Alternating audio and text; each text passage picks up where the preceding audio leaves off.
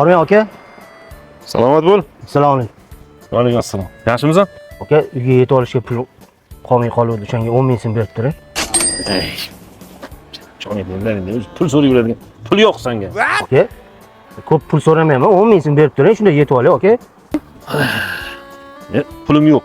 Tushundingmi? Bir tiyin pulim yo'q.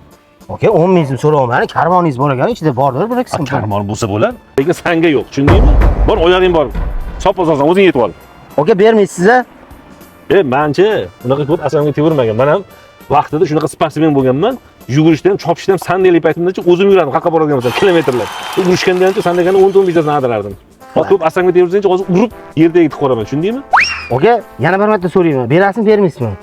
Yo'qoldi olmasanga, bermayman, bir tiyin ham pul yo'q senga. Aka, o'zingizdan ko'ring. Pulni chiqar bu yoqda. Bo'ldi, men tushundim. Berasanmi, bermaysanmi? Ya bo'ldi, men 10 mingmi? Hozir tadabtir. Pulni chiqar bu yoqda. Ya bo'l. Mana 10 mingmidi? Mana men 100 ming beraman. Karvoni bilan ber bu yoqqa. Ol.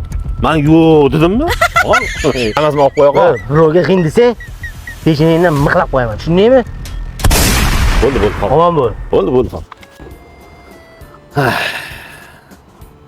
Hop, shuni to'g'ri odamga o'xshab so'rasa bo'lardi-yu.